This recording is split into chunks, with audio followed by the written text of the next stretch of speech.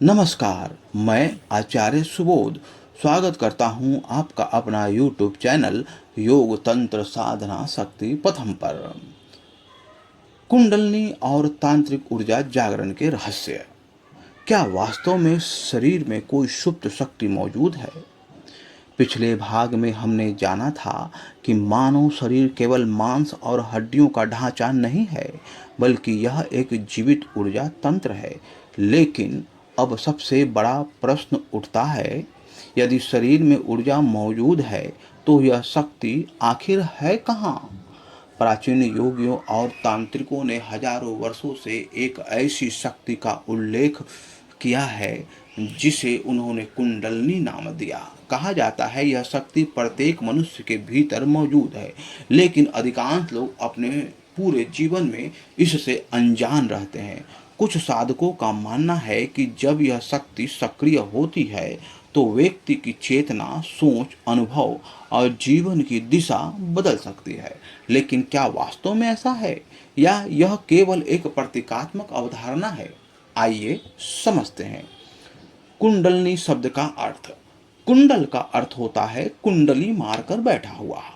प्राचीन ग्रंथों में कुंडलनी को सर्प के रूप में दर्शाया गया है, लेकिन यहाँ एक महत्वपूर्ण बात समझनी होगी।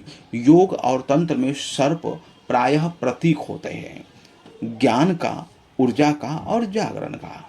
अधिकांश आधुनिक विद्वान कुंडलनी को शरीर में किसी भौतिक सर्प के रूप में नहीं, बल्कि चेतना और ऊर्जा के प्रतीक के रूप में देखते हैं। अर्थात कुंडलनी को उस सुप्त क्षमता का प्रतीक माना जा सकता है जो प्रत्येक मनुष्य के भीतर मौजूद है।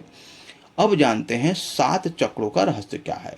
अब प्रश्न आता है, यदि कुंडलनी शक्ति जागृत होती है तो वह कहां से होकर गुजरती है? यही आता है चक्रों का विज्ञान। योग परंपरा में 7 मुख्य चक्रों का वर्णन मिलता है। हालांकि इसके बारे में अलग अलग परंपराओं में अलग अलग व्याख्याएं हैं, लेकिन सामान्य रूप से इन्हें चेतना का 7 स्तर माना जाता है। पहला चक्र मूलाधार चक्र, जो रीढ़ के आधार से जुड़ा माना जाता है। यह स्थिरता, सुरक्षा और अस्तित्व का प्रतीक है। दूसरा है स्वाधिष्ठान चक्र, जो रचनात्मकता, भावनाएं और संबंधों से जुड़ा माना जाता है। तीसरा है मणिपुर चक्र, जो इच्छा शक्ति, आत्मविश्वास और आंतरिक चेतना का प्रतीक है। चौथा है अनाह चक्र, जो करुणा, प्रेम और संतुलन का प्रतीक है। पांचवा है विशुद्धि चक्र, जो अभिव्यक्ति, वाणी और सत्य बोलने की क्षमता का प्रतीक है।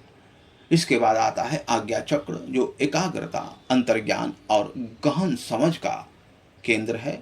इसके बाद आता है सहस्त्रार चक्र, जो उच्च चेतना, आध्यात्मिक अनुभव और एकत्व का प्रतीक है। ध्यान रखें, यह केवल शरीर के भौतिक अंग नहीं है, बल्कि चेतना का विभिन्न आयामों को समझने का प्रतीकात्मक मॉडल है। अब आइए समझते हैं कुंडलनी जागरण के अनुभव और सावधानियां। अब वह प्रश्न जिससे सबसे अधिक लोगों की रुचि होती है।